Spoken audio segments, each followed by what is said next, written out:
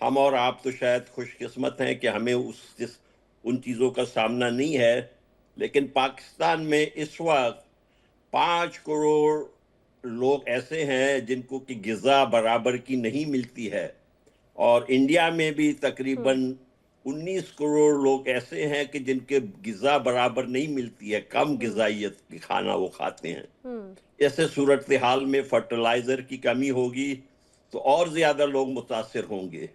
इस शख्स ने, जिसका कि कोई एथिकल, कोई स्टैंडर्ड नहीं है, कोई मॉरल स्टैंडर्ड नहीं है, इसने पूरे दुनिया को बहुत बड़े जंजाल में डाल दिया है। और मज़े एक और बात कहूँ, देखिए कल रो खन्ना ने एक बात कही। रो खन्ना शायद इलेक्शन में खड़े खड़े होंगे, वो पहले हिंदू होंगे, शायद अमेरिकन इलेक्शन में सदर के लिए खड़े होंगे।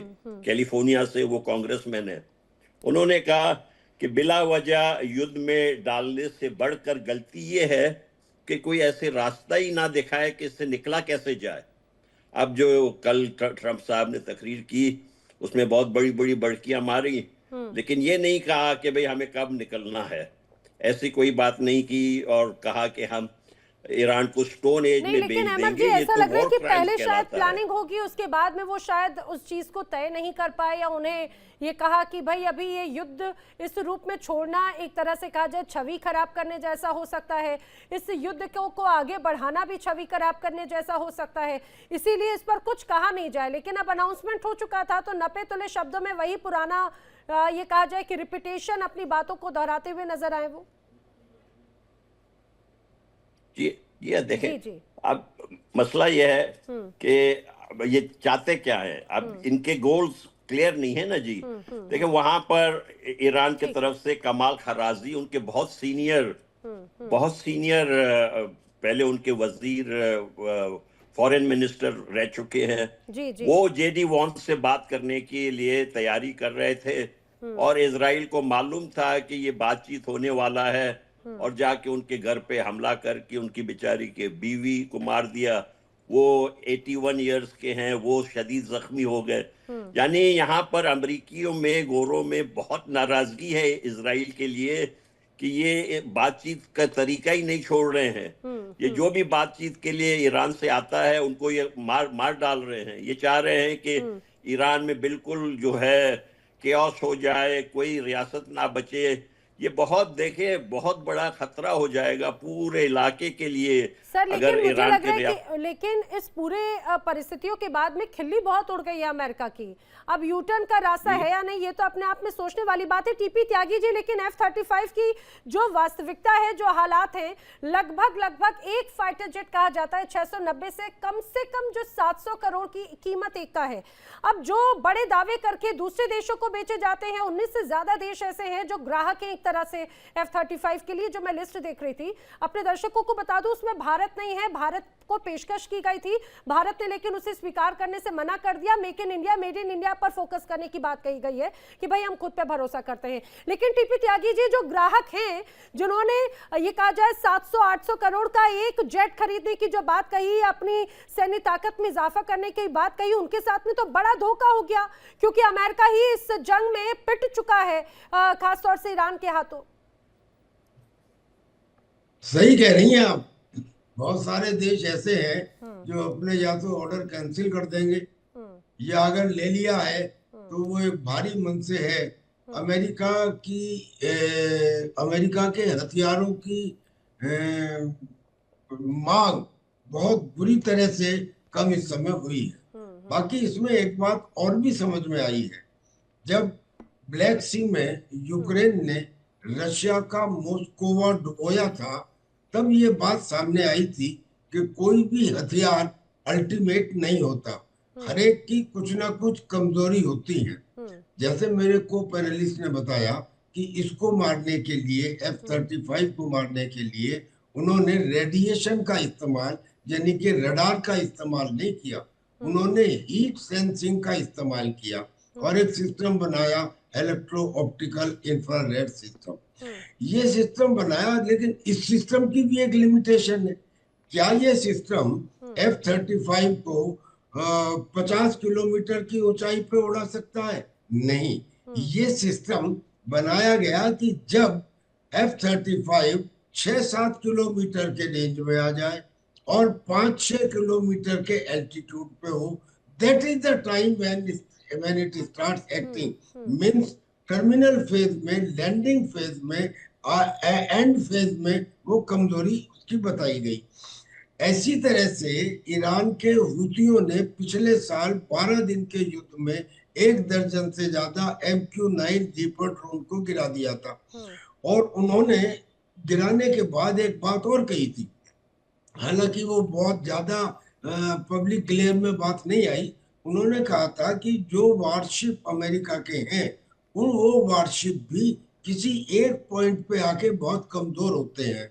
जैसे कोई भी मिसाइल हो सकता है लॉन्चिंग फेज में या फ्लाइट फेज में या टर्मिनल फेज में कहीं ना कहीं कमजोर होती है। ऐसे ही उन्होंने कहा कि जो वारशिप है ये उस समय सबसे ज्यादा कमजोर होते हैं जब ये किसी मिसाइल को लॉन्च करते हैं। अब ये मालूम नहीं कि टेक्निक उसके बाद क्या थी, लेकिन उसकी वजह से ईरान ने ये साबित करके दिखाया कि उसने वारशिप के ऊपर भी अटैक किए।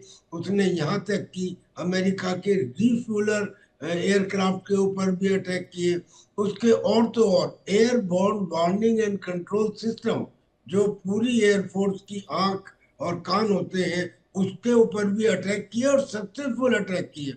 F-15, F-16, F-35 इनके तो कई सारे के ऊपर अटैक किए और सक्सेसफुल अटैक किए। तो ये ईरान कर पाया बाय इनोवेशन। और क्यों कर पाया? By the weaknesses of the American weaponry. That's why American weaponry की डिमांड अब दुनिया में बहुत एस्ट्रोनॉमिकल प्रोपोर्शंस में नीचे गिरेगी। जैसे उसकी इज्जत गिर रही है वैसे वो भी गिरेगी। लेकिन हमें एक चीज लॉजिकली सोचनी है। ज्यादातर हमारे टेलीविजन चैनल्स ये दिखा रहे हैं कि एज इफ सब कुछ ईरान ने किया और अमेरिका कुछ नहीं कर पाया। देखिए, सोचने की बात यह है कि ईरान की तरफ से जो ड्रोन आते हैं उनमें बारूद होता है 10, 12, 15 केजी। जो उसके मिसाइल्स आती हैं उनमें बारूद होता है 100, 125, 150 केजी। लेकिन जो अमेरिका और इजराइल की तरफ से बॉम्ब्स डाले जाते हैं उन बॉम्ब्स में बारूद होता है 1000 केजी, 2000 केजी। अब तो उन्होंने P-2 bomber, B-58, P-1B bomber सब इस्तेमाल करने शुरू कर दिए हैं। और एक दो नहीं, वो कह रहे हैं करीब 25,000 टारगेट्स को तबाह किया गया है, 3000 बाकी हैं। हर टारगेट के ऊपर जो अटैक हुआ उसमें टनों बारूद था।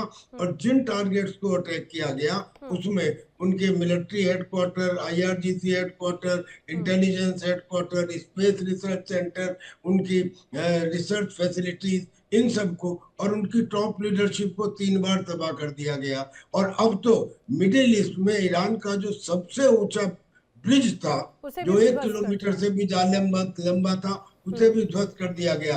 यानी क्या ईरान के लॉसेस जो है ये दिखाई नहीं देते? क्या ये इजराइल के लॉसेस से कहीं कहीं कहीं ज्यादा नहीं है? लिहाजा जो पिक्चर पेंट की जा रही है वो ये तो क्लियर है कि अमेरिका को ने कभी सोचा नहीं होगा।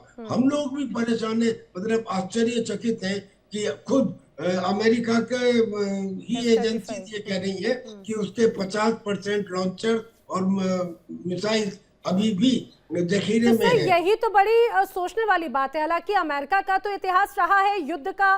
पिछले कुछ वक्त में हम देखें, इराक से लेकर वियतनाम हो या अफगानिस्तान हो या पिछले जिन ये कहा जाए कि युद्धों में अमेरिका की भूमिका रखी, वो चले भी कई सालों तक। ये कहा जाए 1 साल से लेकर 19 सालों तक का युद्ध का इतिहास रहा और उसमें नुकसान अमेरिका का हुआ, लेकिन कहीं पर भी वो निर्णायक जीत या विन विन कंडीशन में अमेरिका नजर नहीं आया। भले ये कहा जाए कि डिप्लोमेटिक या दबाव बनाने वाली एक तस्वीर भले नजर आई हो, और यहाँ पर तो ये 1 महीने में ये तस्वीर क्या से क्या हो गई। निपुण आलम बायन जी, ये कहा जा रहा है कि साइकोलॉजिकल वॉर भी अपने आप में बहुत महत्वपूर्ण है। 35वां दिन है आज जंग का। अब F-35 जैसे फाइटर जेट की बात जो अभी टीपी त्यागी जी ने भी कही, या अमर मस्तिकान जी भी कह रहे थे, आलोक सहाय जी भी कह रहे थे कि ये जो F-35 जैसे अगर युद्ध को अगर मार गिराया जाता है, ये कितनी बड़ी चोट है अमेरिका के लिए। हालांकि अमेरिका की तरफ से अभी इस पर पुष्टि नहीं की गई, क्योंकि ईरान कह रहा है कि भाई अनकिलेबल या स्टेल्थ किंग जो है हमने उसे ढेर कर दिया।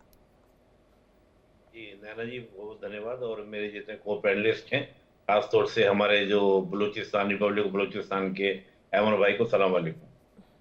चलिए हम बात कर रहे थे, आपने जो प्रश्न किया उस प्रश्न का उत्तर, हालांकि मुझसे पूर्ववर्ती तीनों मेरे जो बड़े बुजुर्ग हैं उन्होंने उत्तर दे भी दिया है। हम्म। लेकिन एक बड़ी बात है, देखिए अमेरिका को अगर आप देखेंगे तो अमेरिका की वेपन इंडस्ट्री और वेपन इंडस्ट्री की एक लोबिंग है, वहां पर लोबिंग चलती है। और वो लोबिंग इतने प्रभावशाली है अमेरिका में कि वो सत्ता तक को क्या करती है, हिला देती है। और उसकी एक बहुत बड़ी फंडिंग वहां पर हम देखते हैं। वहां पर रूल है, नियम है, सुपर 301, स्पेशल 301, ये नियम है अमेरिका के अंदर पास रूल हैं, जिनके माध्यम से वेपन इंडस्ट्री पूरे अमेरिका को कंट्रोल करती है, नियंत्रित करती है। अब जब F-35 जैसे फाइटर जेट्स का गिरना, ये जैसे अभी त्यागी जी कह रहे थे, ये केवल अमेरिका की नहीं है, अमेरिका की पूरी क्रेडिटेबिलिटी का गिरना होगा। और इससे क्या होगा कि जो और कंट्रीज के, चाहे राफेल की हम बात करें या हम चाइना के जेट्स की बात करें या और कंट्री के हम जेट्स की बात करें, उनकी डिमांड मार्केट में बढ़ेगी और इससे अमेरिका की जो वेपन इंडस्ट्री है उस पर भी एक बड़ा आघात पहुंचेगा। और ये निपुण निश्चित जी, रूप से लेकिन सिर्फ अमेरिका की F-35 ही नहीं, आप अपनी बात पूरी कीजिएगा। अभी हमने हाल ही में इस युद्ध में देखा, चाहे बात S-300 की हो, तमाम डिफेंस सिस्टम्स की हो, वो तमाम ये ऐसा लगता है कि वो खाली ही साबित हुए। तो अब तो साउथ कोरिया, जापान जैसे देश भी सवाल पूछेंगे और अब उनका एक तरह से माइंड डाइवर्ट भी होगा, इसमें भी कोई बात नहीं है, इसमें कोई शक नहीं है। और इन 35 दिनों में इजराइल जो बड़ी सैन्य ताकत का जिक्र करता, अमेरिका जो बड़ी सुपर पावर का जिक्र करता था, वो तो सारी चीजें एक तरह से धुल गई हैं। हाँ, इसमें एक बड़ी बात, मैं एक लाइन और जोड़ दूं, फिर मैं आगे प्रश्न उत्तर दूंगा। बिल्कुल बिल्कुल। इस समय सबसे ज्यादा तो पाकिस्तान अपने माथे पे मार रहा होगा। पाकिस्तान ये बड़ा F-15 मेरे पास है, F-16 मेरे पास है, ये है वो है, वो बैठ के करा होगा कि मैं क्या लेके बैठा हुआ हूँ। जब 35 गिरा देते हैं तो 15-16 की तो औकात क्या होगी। देखिए यही बात है। और जो आपने कहा साइको वॉरफेयर, देखिए साइको वॉरफेयर तो इतना प्रभावी होता है कि हम कभी भी, चाहे फर्स्ट वर्ल्ड वॉर में देखें, सेकंड वर्ल्ड वॉर में देखें, बड़ी बड़ी सेनाओं के परखच्चे उड़ा दिए गए हैं साइको वॉरफेयर में। अगर अमेरिकन फोर्सेस के बीच में मैसेज जाता है बहुत अच्छे से कि इस प्रकार से हमारे एयरक्राफ्ट को गिरा दिया जा रहा है, तो मुझे लगता है कि वहां पर जो ग्राउंड ऑपरेशंस की बात अमेरिका कर रहा है कि हम ग्राउंड ऑपरेशंस करेंगे, तो वो शुरू होने से पहले ही खत्म हो चुका है। और देखिए आज की स्थिति अमेरिका की ये है कि नाटो का कोई कंट्री साथ देने को तैयार नहीं है। पाकिस्तान भी अपना जो गेट है वो देने को तैयार नहीं है। अगर ग्राउंड ऑपरेशन अमेरिका करेगा तो कहां से करेगा, पाकिस्तान से करेगा। पाकिस्तान अपने नई तरह की खिचड़ी बनाने का प्रयास कर रहा है। तो जो एक चीजें होती हैं, चाहे वो हम स्ट्रेटेजिकली बात करें या हम डिप्लोमेसी में बात करें या हम बात करें कि जिस प्रकार की एक गुडविल, एक इमेज होती है, उन सारे एरियाज में अमेरिका लगातार क्या हो रहा है, डाउन हो रहा है। और इसका सीधा इम्पैक्ट केवल और केवल अमेरिका की फोर्सेस पर नहीं, अमेरिका की पॉलिटिक्स पर भी पड़ेगा। कि अमेरिका की पॉलिटिक्स में जिस प्रकार के घटनाक्रम या चेंजेस हमको देखने को मिल रहे हैं, आप सोचिए एंड टाइम पहले जब ग्राउंड ऑपरेशन की बात अमेरिका कर रहे हैं तो आर्मी के जनरल को बदल देना, बिल्कुल, ये इतनी बड़ी बात है कि आप ऑपरेशन करने का स्टार्ट करना चाह रहे हैं, उससे पहले बदल देना और उसके बाद आपके हमले। मैं मानता हूं कि अमेरिका ने ईरान को बहुत नुकसान पहुंचाया है। आज हम देख रहे थे अमेरिका ने ये भी कहा कि हम जो इलेक्ट्रिक है पूरा जो उनका पावर ग्रिड वगैरह है उन सबको हम ध्वस्त कर देंगे। आज इंफ्रास्ट्रक्चर पे भी ईरान पे अटैक हुआ है। तो निश्चित रूप से ईरान को काफी समय लगेगा, दशक लग जाएंगे इन सब चीजों से उभरने में। लेकिन अमेरिका देखिए कहते हैं बहुत ताकतवर व्यक्ति को एक थप्पड़ लग जाए और अगर कोई कमजोर व्यक्ति है उसको चाहे आप इतना ही पीट लें उतना फर्क नहीं पड़ता है, लेकिन एक ताकतवर व्यक्ति को अगर आपने थप्पड़ भी लगा दिया उसकी चर्चा, उसकी गूंज ज्यादा होती है। तो अमेरिका कहीं ना कहीं उस ट्रैप में जा रहा है जिसमें इजराइल उसको खींच कर लाया है। और अभी भी अमेरिका ये नहीं समझ पा रहा कि मैं इससे एक कहते हैं स्पेस सेविंग पास कैसे निकले ताकि मैं इससे बाहर निकल जाऊं। और यहाँ पे कहीं ना कहीं त्यागी जी ने एक बहुत अच्छा पॉइंट छेड़ा, वो भी बड़ा इंटरेस्टिंग बात है। परसों एक रिपोर्ट अमेरिका की ओर से आई कि 40% उन्होंने अपने मिसाइल यूज कर लिए हैं। आप सोचिए 40% मिसाइल अगर वो यूज कर दिए हैं, उनको 4-5 साल लगेंगे दोबारा से उन सारे मिसाइल्स को बनाने में। और 4-5 साल के लिए जो रेयर अर्थ मिनरल्स उनके लिए चाहिए, कल को अगर चाइना मना कर देता है और उस स्थिति में चाइना और अमेरिका हेड टू हेड सामने हो जाएं, उस स्थिति में तो अमेरिका अपने आपको नेग्ट कर दिया है कि आइए उसको मार दीजिए, हिट कर दीजिए। तो जो ये एक ट्रेजेडी भी हो सकती है, और देखिए कहा भी जाता है कि वेनेजुएला के बाद जिस प्रकार से अमेरिका मुझे लगता है ओवर कॉन्फिडेंस का शिकार हुआ, और उस ओवर कॉन्फिडेंस में कहते हैं ना फ्रंट फुट पे आके खेल रहा था अमेरिका। मैं तो उसी समय से बार बार बोल रहा हूं, जब से इन्होंने वॉर ऑफ डिपार्टमेंट यानी कि डिपार्टमेंट ऑफ वॉर यानी कि डिफेंस डिपार्टमेंट को बदल के डिपार्टमेंट ऑफ वॉर किया, मैं उस दिन से मान रहा था कि अमेरिका अपने आप को बहुत ही अग्रेसिव लेके जा रहा है, और उस अग्रेसिव स्टैंड में गलती होगी, कहीं ना कहीं अमेरिका से वही चूक हुई है। लेकिन मुझे लग रहा है कि क्या वही जो हर बार मैं कहती हूँ कि ये मिसकैलकुलेशन का ही एक नतीजा है, जो कहा कि बड़े अग्रेशन के साथ में नजर आ रहे थे 2026 में, ऐसा लग रहा था कि भाई सुपर पावर के साथ में पूरी दुनिया के किंग बन जाएंगे।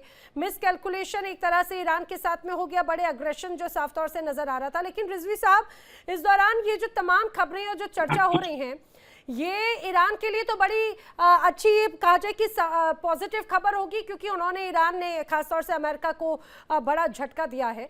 लेकिन इसमें भी कोई शक नहीं कि ईरान को भी बहुत बड़े झटकों का सामना करना पड़ा। बड़ा इंफ्रास्ट्रक्चर, पहले ही अर्थव्यवस्था बहुत ज्यादा डाउन थी, अब ऐसे में बड़ा इंफ्रास्ट्रक्चर के तौर पर जो एक बड़ा नुकसान हो रहा है। सबसे महत्वपूर्ण बात है कि आखिर यहाँ पर चेहरा कौन है असलम रिजवी जी, चीजों को लीड करने वाला, संभालने वाला, आगे लेकर जाने वाला? बहुत बहुत शुक्रिया, नमस्कार नैना जी, आपका भी, और हमारे काबिल एहतराम जो पैनलिस्ट हैं, उन्होंने भी आज बहुत अच्छी बात कही।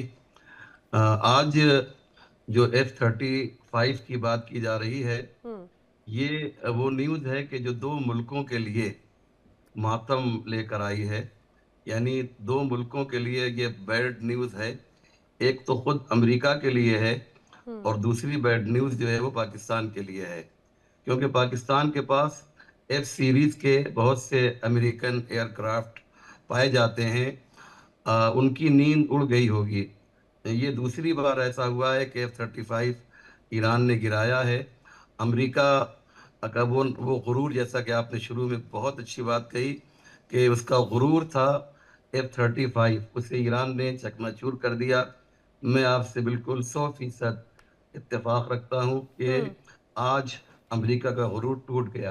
पाकिस्तान ने शायद ये सोचा होगा कि पहली बार तो वो अंधेरे में जो है तीर लग गया, लेकिन जब दूसरी बार F-35 ईरान ने गिराया तो दुनिया ने अमेरिका की कमज़ोरी को भी देखा और ईरान की ताकत को भी मुलाहजा किया। वाक़ई हमारे जो पैनलिस्ट हैं, हर एक ने, हमारे अहमर भाई से हमारी रोज़ मुलाकात होती रहती है, बहुत ही खूबसूरत तजज़िया करते हैं, अल्लाह इनको अच्छा रखे। मैं जो बात कहना चाहता हूँ वो ये कि मुझे प्लीज़ 2 मिनट दे दीजिए, बहुत इम्पोर्टेंट बात करना चाहता हूँ मैं। नैना जी, देखिए, बहुत से लोगों ने ये कहा कि साहब अमेरिका ने ईरान का बहुत बड़ा नुकसान किया। इसमें कोई शक नहीं कि जब नुकसान को तराजू के दो पलड़े पर रखा जाएगा, अमेरिका के और ईरान के, तो ईरान का नुकसान हर एतबार से बहुत ज़्यादा है, लेकिन ईरान इस नुकसान को कवर कर लेगा। अभी तक क्या था, जंग से पहले हुर्मुज़ खुला हुआ था, लेकिन अब हुर्मुज़ जो है बंद कर दिया गया है। ईरान में वहाँ की जो गवर्नमेंट है उसने ये पास कर दिया है कि अब हम वहाँ से टोल टैक्स लेंगे, इसमें तकरीबन 750 बिलियन ईयरली जो है इनकी आमदनी होगी, और ये वो रकम है कि जिससे बड़े बड़े जो ब्रिज टूटे हैं, या हॉस्पिटल या स्कूल या बिल्डिंग, ये सब 6 महीने में कवर कर लिए जाएंगे, ये ऐसा एक्सपर्ट का मानना है। दूसरी बात आप देखिए कि ये ईरान ने यकीनन ये तमाम चीज़ें खोई हैं, लेकिन अमेरिका ने क्या खोया? अमेरिका का जो सुपर पावर का जो अंदाज था, जो खौफ था, वो ख़त्म हो गया। वो नाटो जो कभी भी अमेरिका के मुकाबले में खड़ा नहीं हो सकता था, उस नाटो ने ठेंगा दिखा दिया अमेरिका को। और स्पेन की जो वो थी आपके वजीर दफा जो थी, उन्होंने भी खुलकर ये ऐलान किया कि हम अमेरिका को अपना स्पेस नहीं देंगे। कभी आपने सोचा था कि अमेरिका की इतनी जिल्लत होगी, अमेरिका इतना गिर जाएगा कि श्रीलंका जैसा छोटा सा मुल्क जो बहुत पावरफुल नहीं है, उसने भी अमेरिका की बात नहीं मानी जो अमेरिका ने श्रीलंका से कहा था। तेल के मामले में आप देख लीजिए कि ईरान जो है बड़ी मुश्किल से तेल बेच रहा था, आज ईरान ने तेल की कीमत जो है काफी बढ़ा दी है और जबरदस्त तरीके से ईरान तेल बेच रहा है। देखिए इंडिया डेली 24/7 अब आपकी स्मार्ट टीवी पर। इंडिया डेली मौजूद है सभी डिजिटल प्लेटफॉर्म पर लाइव और लगातार। इंडिया डेली 24/7 हर दिन राष्ट्र को समर्पित।